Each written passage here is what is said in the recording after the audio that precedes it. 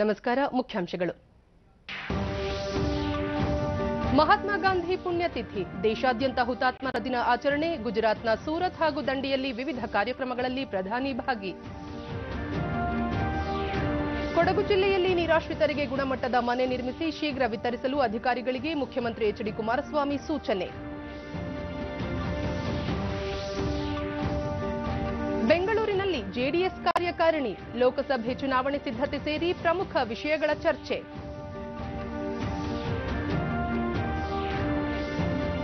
ಎರಡು 2020ರ ಟಿ20 ವಿಶ್ವಕಪ್ ಕ್ರಿಕೆಟ್ ವೇಳಾಪಟ್ಟಿ ಪ್ರಕಟ. ಆಸ್ಟ್ರೇಲಿಯಾದಲ್ಲಿ ಏಕಕಾಲಕ್ಕೆ ಪುರುಷರ ಮಹಿಳೆಯರ ಪಂದ್ಯಾವಳಿಗಳು ಆರಂಭ. ವಾರ್ತೆಗಳ ವಿವರ. ಇಂದು ರಾಷ್ಟ್ರಪಿತ ಮಹಾತ್ಮ ಗಾಂಧೀಜಿಯವರ 71ನೇ ಪುಣ್ಯತಿಥಿ. ಈ ದಿನವನ್ನು ಹುತಾತ್ಮರ ದಿನವನ್ನಾಗಿಯೂ ಆಚರಿಸಲಾಗುತ್ತಿದೆ. 1948ರ ಇದೇ ದಿನದಂದು ಗಾಂಧೀಜಿ ಹತ್ಯೆಯಾಗಿತ್ತು. ಗಾಂಧೀಜಿಯವರ ಪುಣ್ಯತಿಥಿ ಹಿನ್ನೆಲೆಯಲ್ಲಿ ಪ್ರಧಾನಿ ನರೇಂದ್ರ ಮೋದಿ ಇಂದು ಗುಜರಾತ್ಗೆ ಭೇಟಿ ನೀಡಲಿದ್ದು, ಸೂರತ್ ಹಾಗೂ ದಂಡಿಯಲ್ಲಿ ಹಲವಾರು ಯೋಜನೆಗಳಿಗೆ ಚಾಲನೆ ನೀಡಲಿದ್ದಾರೆ.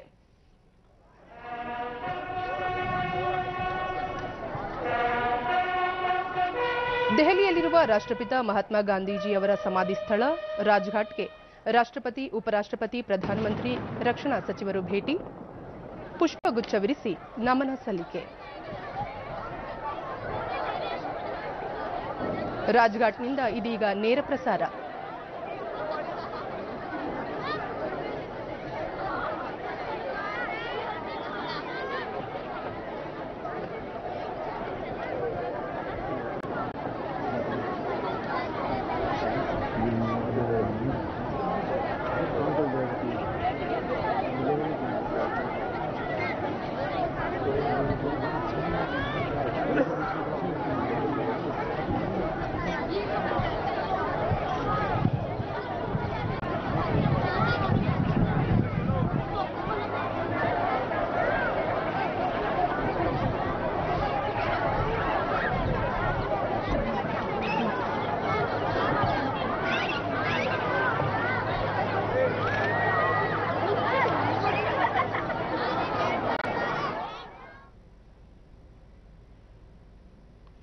ಗಾಂಧೀಜಿಯವರ ಪುಣ್ಯತಿಥಿ ಹಿನ್ನೆಲೆಯಲ್ಲಿ ಪ್ರಧಾನಿ ನರೇಂದ್ರ ಮೋದಿ ಇಂದು ಗುಜರಾತ್ಗೆ ಭೇಟಿ ನೀಡಲಿದ್ದು, ಸೂರತ್ ಹಾಗೂ ದಂಡಿಯಲ್ಲಿ ಹಲವಾರು ಯೋಜನೆಗಳಿಗೆ ಚಾಲನೆ ನೀಡಲಿದ್ದಾರೆ. ಸೂರತ್ ವಿಮಾನ ನಿಲ್ದಾಣದಲ್ಲಿ ಟರ್ಮಿನಲ್ ಕಟ್ಟಡದ ವಿಸ್ತರಣೆಗೆ ಶಂಕುಸ್ಥಾಪನೆ ನೆರವೇರಿಸಲಿರುವ ಪ್ರಧಾನಿ ಸೂರತ್ನಲ್ಲಿಯೇ ಆಯೋಜನೆಗೊಂಡಿರುವ ನ್ಯೂ ಇಂಡಿಯಾ ಯುವ ಸಮಾವೇಶ ಉದ್ದೇಶಿಸಿ ಭಾಷಣ ಮಾಡಲಿದ್ದಾರೆ. ಅಲ್ಲದೆ ಆಸ್ಪತ್ರೆಯೊಂದನ್ನು ಉದ್ಘಾಟಿಸಲಿದ್ದಾರೆ. ಇಂದು ರಾಷ್ಟ್ರಪಿತ ಮಹಾತ್ಮ ಗಾಂಧೀಜಿ ಪುಣ್ಯತಿಥಿ.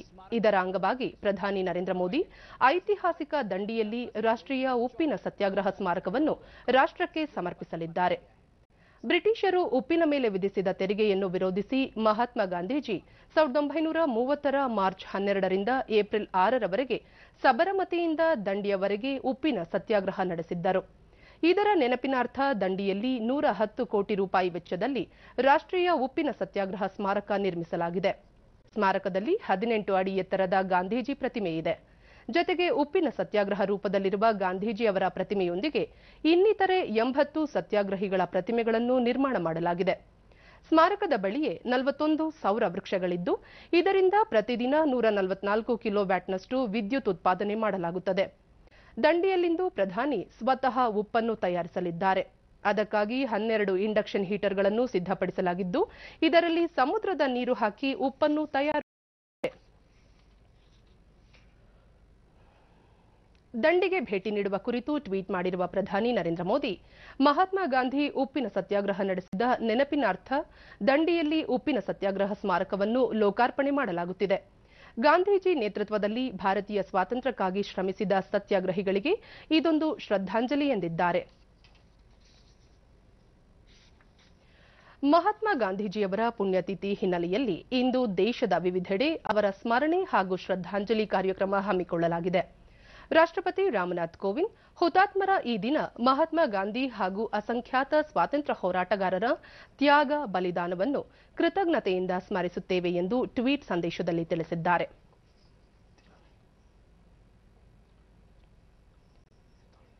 ಮಹಾತ್ಮ ಗಾಂಧೀಜಿಯವರಿಗೆ ಶ್ರದ್ಧಾಂಜಲಿ ಸಲ್ಲಿಸಿರುವ ಪ್ರಧಾನಿ ನರೇಂದ್ರ ಮೋದಿ, ಪುಣ್ಯತಿಥಿ ಅಂಗವಾಗಿ ಬಾಪು ಅವರನ್ನು ಸ್ಮರಿಸುತ್ತೇವೆ.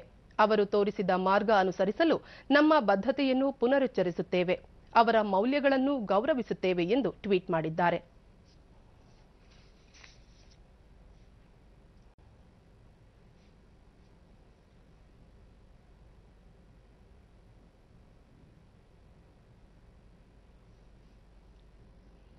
ನಾಳೆಯಿಂದ ಸಂಸತ್ತಿನ ಬಜೆಟ್ ಅಧಿವೇಶನ ಆರಂಭವಾಗಲಿರುವ ಹಿನ್ನೆಲೆಯಲ್ಲಿ ಲೋಕಸಭಾ ಸ್ಪೀಕರ್ ಸುಮಿತ್ರಾ ಮಹಾಜನ್ ಇಂದು ಸಂಜೆ ಸರ್ವಪಕ್ಷಗಳ ಸಭೆ ಕರೆದಿದ್ದಾರೆ. ರಾಜ್ಯಸಭಾ ಅಧ್ಯಕ್ಷ ಹಾಗೂ ಉಪರಾಷ್ಟ್ರಪತಿ ಎಂ ವೆಂಕಯ್ಯ ನಾಯ್ಡು ಅವರು ನಾಳೆ ರಾಜ್ಯಸಭೆಯ ಎಲ್ಲ ಪಕ್ಷಗಳ ಸದನದ ನಾಯಕರ ಸಭೆ ಆಯೋಜಿಸಿದ್ದಾರೆ.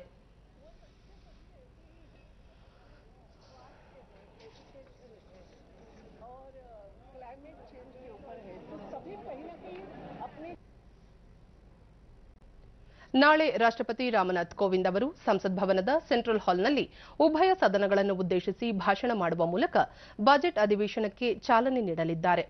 ಫೆಬ್ರವರಿ 1ರಂದು ಮಧ್ಯಂತರ ಬಜೆಟ್ ಮಂಡನೆಯಾಗಲಿದ್ದು ಅಧಿವೇಶನ 13ರಂದು ಮುಕ್ತಾಯವಾಗಲಿದೆ.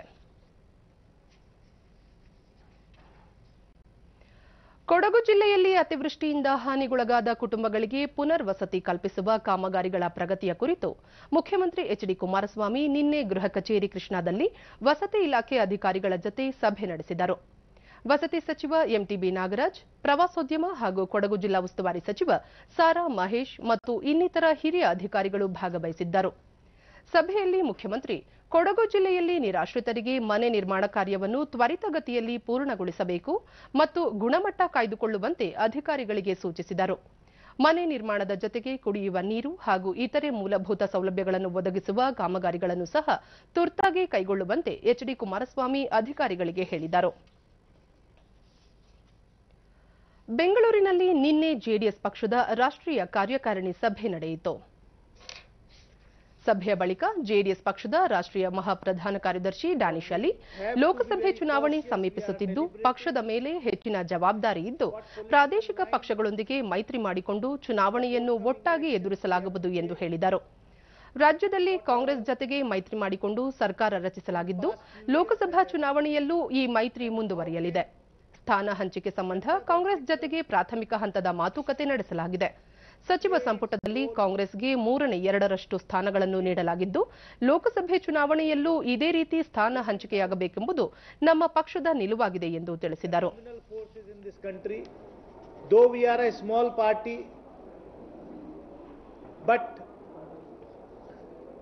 We have a major responsibility, and whenever in the past the situation has arises, on our invitation, all the regional secular forces along with the Congress party came on one platform as a response. ಇತ್ತೀಚೆಗೆ ನಿಧನರಾದ ಸಿದ್ದಗಂಗಾ ಮಠದ doctor Shri Shivakumara Swamiji ಅವರ ಭಾವಚಿತ್ರವನ್ನು BPL ಕಾರ್ಡುಗಳ ಮೇಲೆ ಮುದ್ರಿಸಿ ವಿತರಿಸಲು ನಿರ್ಧರಿಸಲಾಗಿದೆ ಎಂದು ಆಹಾರ ಮತ್ತು ನಾಗರಿಕ ಪೂರೈಕೆ ಸಚಿವ ಜಮೀರ್ ಅಹಮದ್ ತುಮಕೂರಿನಲ್ಲಿ ನಿನ್ನೆ ಹೇಳಿದ್ದಾರೆ. ಸಿದ್ದಗಂಗಾ ಮಠಕ್ಕೆ ಭೇಟಿ ನೀಡಿ ಮಠದ ಉತ್ತರಾಧಿಕಾರಿಯಾದ ಸಿದ್ದಲಿಂಗ ಸ್ವಾಮೀಜಿ ಅವರ ಜೊತೆ ಚರ್ಚಿಸಿದ ಬಳಿಕ ಜಮೀರ್ ಅಹಮದ್ ಬಿಪಿಎಲ್ ಕಾರ್ಡುಗಳ ಮೇಲೆ ಸ್ವಾಮೀಜಿಯವರ ಭಾವಚಿತ್ರ ಮುದ್ರಿಸುವ ಕುರಿತು ಮುಖ್ಯಮಂತ್ರಿ ಜತೆ ಚರ್ಚಿಸಲಾಗಿದೆ ಎಂದರು. ರಾಜ್ಯದಲ್ಲಿ 1,30,00,000 ಬಿಪಿಎಲ್ ಕಾರ್ಡುದಾರರಿದ್ದಾರೆ. ಇನ್ನು ಮುಂದೆ ವಿತರಿಸುವ ಕಾರ್ಡುಗಳ ಮೇಲೆ ಸ್ವಾಮೀಜಿಯವರ ಭಾವಚಿತ್ರ ಮುದ್ರಿಸುವುದು ಇಲ್ಲವೇ ಹೊಸದಾಗಿ ಎಲ್ಲಾ ಕಾರ್ಡುಗಳ ಮೇಲೆಯೂ ಮುದ್ರಿಸುವ ಕುರಿತು ಚರ್ಚಿಸಿ ತೀರ್ಮಾನಕ್ಕೆ ಬರಲಾಗುವುದು ಎಂದು ಆಹಾರ ಸಚಿವರು ತಿಳಿಸಿದರು. ಜೇವರ್ಗಿ ಕ್ಷೇತ್ರದ ಕಾಂಗ್ರೆಸ್ ಶಾಸಕ ಡಾಕ್ಟರ್ ಅಜಯ್ ಸಿಂಗ್ ರಾಜ್ಯ ಸರ್ಕಾರದ ದೆಹಲಿ ವಿಶೇಷ ಪ್ರತಿನಿಧಿಯಾಗಿ ಬೆಂಗಳೂರಿನಲ್ಲಿ ನಿನ್ನೆ ಪದಗ್ರಹಣ ಮಾಡಿದರು. ವಿಧಾನಸೌಧದಲ್ಲಿ ಆಯೋಜಿಸಿದ್ದ ಸಮಾರಂಭದಲ್ಲಿ ಡಾಕ್ಟರ್ ಅಜಯ್ ಸಿಂಗ್ ಅವರನ್ನು ಲೋಕಸಭೆಯಲ್ಲಿ ಕಾಂಗ್ರೆಸ್ ನಾಯಕ ಮಲ್ಲಿಕಾರ್ಜುನ ಖರ್ಗೆ, ಶಾಸಕಾಂಗ ಪಕ್ಷದ ನಾಯಕ ಸಿದ್ದರಾಮಯ್ಯ, ಉಪಮುಖ್ಯಮಂತ್ರಿ ಡಾಕ್ಟರ್ ಜಿ ಪರಮೇಶ್ವರ್ ಮತ್ತಿತರರು ಅಭಿನಂದಿಸಿದರು. ನಂತರ ಮಲ್ಲಿಕಾರ್ಜುನ ಖರ್ಗೆ, ಅಜಯ್ ಸಿಂಗ್ ಹೈದರಾಬಾದ್ ಕರ್ನಾಟಕ ಭಾಗದ ಜನಪ್ರಿಯ ಪ್ರತಿನಿಧಿಯಾಗಿದ್ದಾರೆ. ರಾಜ್ಯದ ಅಭಿವೃದ್ಧಿಗೆ ಕೇಂದ್ರಕ್ಕೆ ಕಳುಹಿಸುವ ಪ್ರಸ್ತಾವನೆಗಳ ತ್ವರಿತ ಅನುಮೋದನೆಗೆ ಅವರು ಶ್ರಮಿಸಲಿದ್ದಾರೆ ಎಂದು ವಿಶ್ವಾಸ ವ್ಯಕ್ತಪಡಿಸಿದರು. ಉಪಮುಖ್ಯಮಂತ್ರಿ ಡಾಕ್ಟರ್ ಜಿ ಪರಮೇಶ್ವರ್ ಸರ್ಕಾರ ನೀಡುವ ಸೂಚನೆಯಂತೆ ರಾಜ್ಯದ ಅಭಿವೃದ್ಧಿಗೆ ಪೂರಕ ವಾತಾವರಣ ನಿರ್ಮಾಣ ಮಾಡಿ ಶ್ರೇಯೋಭಿವೃದ್ಧಿಗೆ ದುಡಿಯಬೇಕೆಂದು ಸಲಹೆ ನೀಡಿದರು. ಮತ್ತೊಂದು ಬಾರಿ ಹೇಳಿ, ಈ ಒಂದು ಮೊದಲನೆಯ ಹೆಜ್ಜೆ ಬಹಳ ಬಹುದೊಡ್ಡ ಹೆಜ್ಜೆ ಆಗಲಿ ಮುಂದಿನ ದಿವಸ ಅಂತ ಹೇಳಿ ನಾನು ಕರ್ನಾಟಕ ರಕ್ಷಣಾ ವೇದಿಕೆ ವತಿಯಿಂದ ಬೆಂಗಳೂರಿನಲ್ಲಿ ನಿನ್ನೆ ಡಾಕ್ಟರ್ ಶಿವಕುಮಾರ ಸ್ವಾಮೀಜಿ ಅವರ ಸ್ಮರಣಾರ್ಥ ವಿಶ್ವಗುರುವಿಗೆ ನಮನ ಕಾರ್ಯಕ್ರಮ ಹಮ್ಮಿಕೊಂಡಿತ್ತು. ಮಾಜಿ ಮುಖ್ಯಮಂತ್ರಿ ಸಿದ್ದರಾಮಯ್ಯ ಕಾರ್ಯಕ್ರಮ ಉದ್ಘಾಟಿಸಿ, ಶಿವಕುಮಾರ ಸ್ವಾಮೀಜಿ ಅವರು ತಮ್ಮ ಜೀವನದುದ್ದಕ್ಕೂ ಮೌಢ್ಯ ಕಂದಾಚಾರಗಳಿಲ್ಲದ ಶಿಕ್ಷಿತ ಸಮಾಜದ ನಿರ್ಮಾಣಕ್ಕೆ ಶ್ರಮಿಸಿದ್ದರು. ಬಸವಣ್ಣನ ಕಾಯಕ ತತ್ವಗಳನ್ನು ಅವರು ಸಂಪೂರ್ಣವಾಗಿ ಅಳವಡಿಸಿಕೊಂಡಿದ್ದರು ಎಂದರು. ಜಾತ್ಯತೀತವಾದಕ್ಕೆ ಬದ್ಧರಾಗಿದ್ದ ಸ್ವಾಮೀಜಿ ಶಿಕ್ಷಣವನ್ನು ವಾಣಿಜ್ಯೀಕರಣಗೊಳಿಸದೆ ಕೊನೆಯವರೆಗೂ ಸೇವೆಯಾಗಿಯೇ ಉಳಿಸಿಕೊಂಡಿದ್ದರು. ಅಕ್ಷರ ಸಂಸ್ಕೃತಿಯಿಂದ ವಂಚಿತರಾದವರನ್ನು ಗುರುತಿಸಿ ಅಕ್ಷರ ದಾಸೋಹ ನೀಡುತ್ತಿದ್ದರು ಎಂದು ಸ್ಮರಿಸಿದರು. ಸರಿಯಾದಂತ ಅನುವಂತ ನಾಮ ಅಂತೇಳಿ ನಾನು ಭಾವಿಸುತ್ತೇನೆ.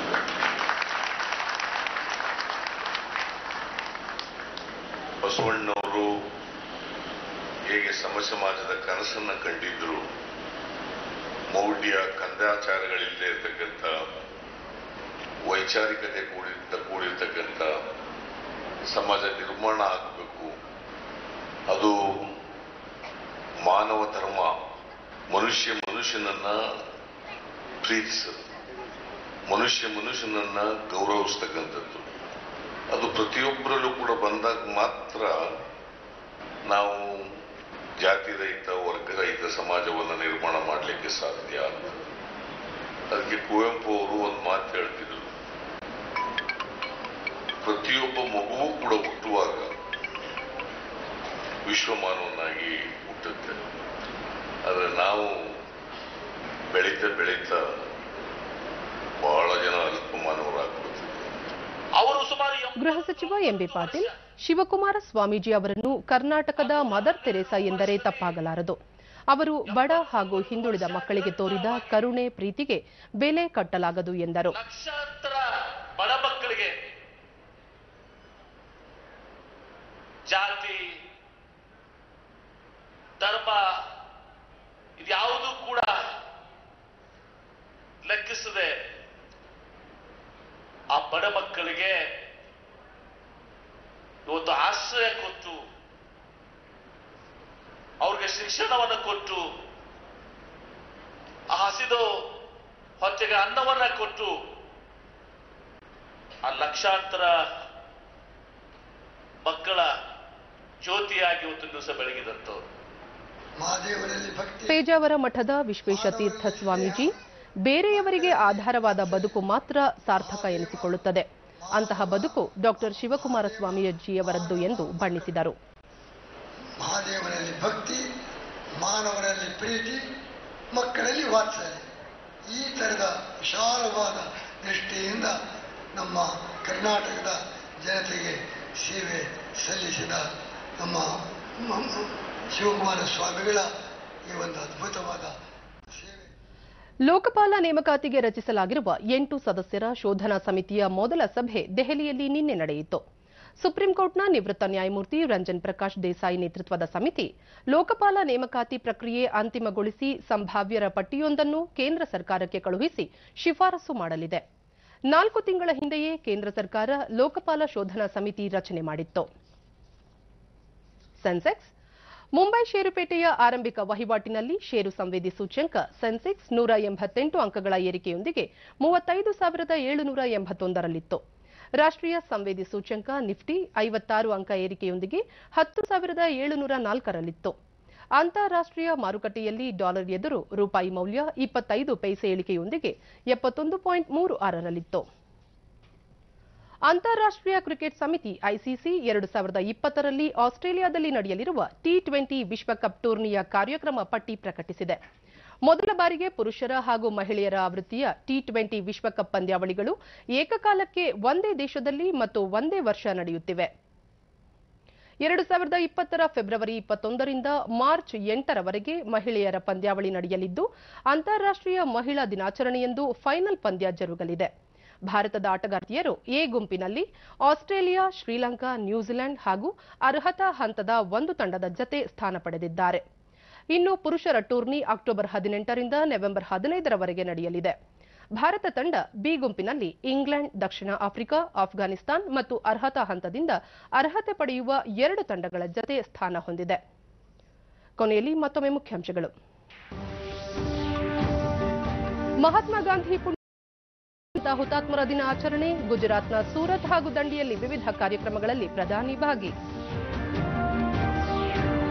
ಕೊಡಗು ಜಿಲ್ಲೆಯಲ್ಲಿ ನಿರಾಶ್ರಿತರಿಗೆ ಗುಣಮಟ್ಟದ ಮನೆ ನಿರ್ಮಿಸಿ ಶೀಘ್ರ ವಿತರಿಸಲು ಅಧಿಕಾರಿಗಳಿಗೆ ಮುಖ್ಯಮಂತ್ರಿ ಎಚ್.ಡಿ. ಕುಮಾರಸ್ವಾಮಿ ಸೂಚನೆ.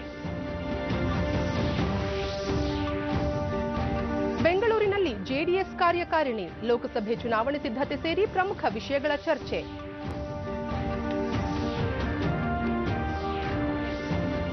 2020 ಟಿ20 ವಿಶ್ವಕಪ್ ಕ್ರಿಕೆಟ್ ವೇಳಾಪಟ್ಟಿ ಪ್ರಕಟ, ಆಸ್ಟ್ರೇಲಿಯಾದಲ್ಲಿ ಏಕಕಾಲಕ್ಕೆ ಪುರುಷರ ಮಹಿಳೆಯರ ಪಂದ್ಯಾವಳಿಗಳು ಆರಂಭ.